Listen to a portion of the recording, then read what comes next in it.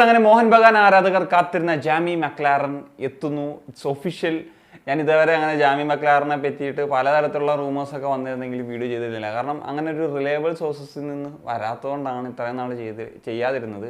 പക്ഷേ സാധ്യതകൾ വളരെ ഹൈ ആയിരുന്നു. എന്താണെങ്കിലും അത് ഒഫീഷ്യലി തന്നെ ഇപ്പോൾ പുറത്തേക്ക് വരുന്നു എന്നുള്ളൊരു സാഹചര്യമാണുള്ളത്. ഈ സീസണിലെ ബെസ്റ്റ് സൈനിങ് എന്ന് നമുക്ക് ഉറപ്പായിട്ടും പറയാം. ഏതൊരു ISL ക്ലബിൻ്റെ കാര്യം നോക്കിക്കഴിഞ്ഞാലും ടോപ്പ് സൈനിങ് തന്നെയാണ് അവർ നടത്തിയിരിക്കുന്നത് എന്നുള്ളത്. സോ ഓൾറെഡി ഇപ്പോൾ ഗ്രെഗ് സ്റ്റുവർട്ടിനെയും കൂടി സൈൻ ചെയ്ത നിലയ്ക്ക് ഞാൻ കഴിഞ്ഞ ദിവസം വീഡിയോ പറഞ്ഞിരുന്നു, ഇനിയിപ്പോൾ അവർക്കൊരു ഹോൾഡിംഗ് മിഡ്ഫീൽഡറിനെ ഇനി സൈൻ ചെയ്യുമോ, ഇനിയിപ്പം ജാമി മക്ലാറിനെ കിട്ടാത്തതുകൊണ്ടാണോ? പക്ഷേ അതൊന്നുമല്ല, അവർ ഇന്ത്യൻ പ്ലേയേഴ്സിനെ തന്നെയാണ് അവിടെ ഡിപ്പെൻഡ് ചെയ്യുക എന്നുള്ളത് നമുക്ക് ഉറപ്പായി കഴിഞ്ഞു. അപ്പോൾ 4 അറ്റാക്കിംഗ് പ്ലേയേഴ്സ്, അതും ടോപ്പ് ക്വാളിറ്റി അറ്റാക്കിംഗ് പ്ലേയേഴ്സിനെ അവർ എത്തിക്കുന്നു എന്നുള്ളതാണ് വളരെ പ്രധാനപ്പെട്ടൊരു കാര്യം എന്നുള്ളതാണ്. ഇപ്പോൾ ഏഷ്യൻ ഫുട്ബോളൊക്കെ ഫോളോ ചെയ്യുന്നവർക്ക് ഒരു പരിധി വരെ ജാമി മക്ലാറിനെയൊക്കെ അറിയാമായിരിക്കും. പലപ്പോഴും ഇപ്പോൾ ഈ റൂമറൊക്കെ വരുന്നതിന് മുമ്പ് തന്നെ പലരും സംസാരിച്ചിട്ടുള്ളൊരു പേര് തന്നെയാണ്. അദ്ദേഹം 4 തവണയാണ് ലീഗിലെ ഗോൾഡൻ ബൂട്ട് വിൻ ചെയ്തിട്ടുള്ളത്. 3 വട്ടം മെൽബൺ സിറ്റിക്കൊപ്പം ചാമ്പ്യൻഷിപ്പും അതായത് കിരീടവും സ്വന്തമാക്കിയിട്ടുണ്ട്. സോ ഈ ഒരു 30 വയസ്സുള്ള ഒരു കാര്യം ആലോചിക്കുക, ഇപ്പം തന്നെ ലീഗിൻ്റെ ഓൾ ടൈം ടോപ്പ് സ്കോറാണ് ജാമി മക്ലാറൻ. അപ്പം പറയേണ്ടല്ലോ ഏത് തരത്തിലുള്ളൊരു ഫിനിഷറാണ് എന്നുള്ളത്. അപ്പം അത്രത്തോളം ഒരു ക്വാളിറ്റി ഉള്ള ഒരു പ്ലെയറെ തന്നെയാണ് മോഹൻ ബഗാൻ ടീമിൽ എത്തിക്കുന്നത് എന്നുള്ളതാണ്. അപ്പം കഴിഞ്ഞ സീസണിൽ ജേസൺ കമ്മിൻസിനെ ടീമിൽ എത്തിച്ചിരുന്നല്ലോ അവർ. അപ്പം നമ്മൾ പറഞ്ഞു 16 ഗോളുകളാണ് അദ്ദേഹം സ്കോർ ചെയ്തത്. സെക്കൻഡ് ടോപ്പ് സ്കോററായിരുന്നു ലീഗിൽ. അപ്പോൾ അന്ന് ഗോൾഡൻ ബൂട്ട് വിൻ ചെയ്തത് ജാമി മക്ലാറിനായിരുന്നു. 8 ഗോളിൻ്റെ ഡിഫറൻസ്, അതായത് 24 ഗോളുകളായിരുന്നു അദ്ദേഹം അപ്പോൾ സ്കോർ ചെയ്തിട്ടുണ്ടായിരുന്നത് എന്നുള്ളത് ആലോചിക്കണം.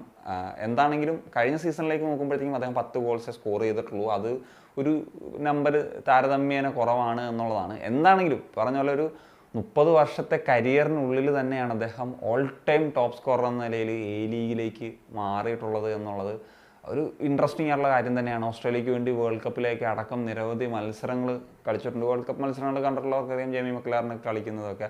അതാണെങ്കിലും അങ്ങനത്തെ ഒരു പ്രൊഫൈലുള്ളൊരു താരത്തെ തന്നെ അവർക്ക് എത്തിക്കാൻ സാധിച്ചു എന്നുള്ളതാണ്. എന്താണെങ്കിലും സാലറി ക്യാപ്പിനൊക്കെ പുറത്ത് നിൽക്കുന്ന 2 പ്ലേയേഴ്സിനെ ഉൾപ്പെടുത്താമല്ലോ. അപ്പം ആ ഒരു നിലയിൽ തന്നെയാണ് ഈ ജാമി മക്ലാറിനെ ഉൾപ്പെടുത്തുന്നത്. അപ്പോൾ ഒരു വമ്പൻ ഓഫർ കൊടുത്ത് തന്നെയാണ് കൊണ്ടുവന്നിട്ടുള്ളതെന്ന് പറയാൻ സാധിക്കും. അല്ലെങ്കിൽ പെട്ടെന്ന് ഈ ISLലേക്ക് കൊണ്ടുവരാൻ സാധിക്കുകയില്ലല്ലോ.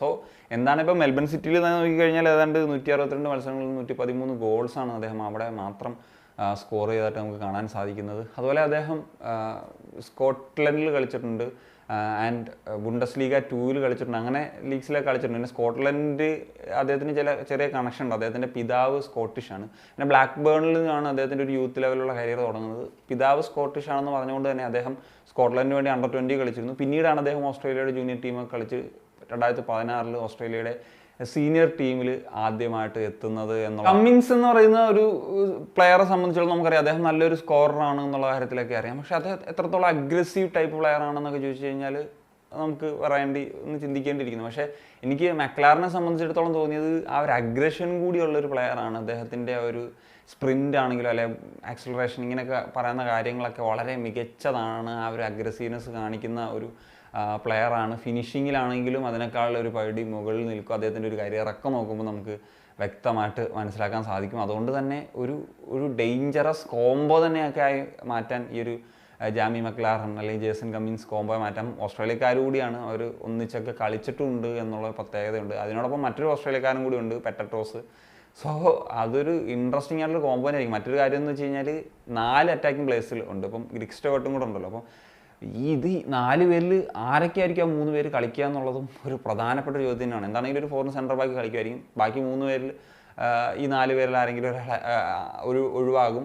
ആ ഒരു സാധ്യതയാണ് ഉള്ളത്. എന്താണെങ്കിലും ഹോൾഡിംഗ് മിഡിൽ ഒരു വിദേശ സാന്നിധ്യമായിരിക്കും നമുക്ക് എക്സ്പെക്റ്റ് ചെയ്യേണ്ടത് എന്നുള്ളതാണ് ഏറ്റവും പ്രധാനപ്പെട്ട ഒരു കാര്യം. അപ്പം അതാരൊക്കെ ആയിരിക്കും എന്നുള്ളത് നോക്കിക്കാണണം. കാരണം നമുക്കറിയാലോ അപ്പുയെ ഇപ്പം റീസെൻ്റ്ലി സൈൻ ചെയ്തു. അതുപോലെ അഭിഷേക് സൂര്യവംശി ഉണ്ട്, അനിരുദ്ധ് താപ്പയുണ്ട് ആൻഡ് ദീപക് താങ്ക്രി ഉണ്ട്. അപ്പോൾ താങ്ക്രി ചിലപ്പോൾ പോകുമെന്ന് പറയുന്നുണ്ട്. എങ്കിലും ഈ 3 ഓപ്ഷൻസ് അവിടെ ഉണ്ട്. പിന്നെ സഹലിൻ്റെയൊക്കെ സാന്നിധ്യം എവിടെ ആയിരിക്കും എന്നുള്ളതൊരു ചോദ്യമാണ്. അദ്ദേഹം ഒരു അറ്റാക്കിംഗ് മിഡ്ഫീൽഡറായിട്ട് കളിക്കുന്നതാണ്. അപ്പോൾ ഓൾറെഡി ഗ്രെഗ് സ്റ്റുവർട്ട് ഉണ്ട്, നേരത്തെ തന്നെ പെറ്റട്രോസ് ഉണ്ടായിരുന്നു. അപ്പം എവിടെയൊക്കെയാണ് ആ ഒരു സാധ്യത? എന്താണെങ്കിലും പറഞ്ഞ പോലെ ഒരു പാക്ക്ഡ് ആയിട്ടുള്ളൊരു ടീം തന്നെ ആയിട്ട് മാറി. ഓൾറെഡി പാക്ക്ഡ് ആയിരുന്നു, അതിനോടൊപ്പം കുറച്ചും കൂടി ഒരു പാക്ക്ഡ് ആയിട്ടുള്ള ടീമായിട്ട് മാറുന്നു എന്നുള്ളതാണ് പ്രധാനപ്പെട്ട കാര്യം. അപ്പം എന്താണ് നിങ്ങൾ എക്സ്പെക്ട് ചെയ്യുന്നത്? ഉറപ്പായിട്ടും കമ്പോസ് ചെയ്യാൻ പറ്റുക. സനിയ.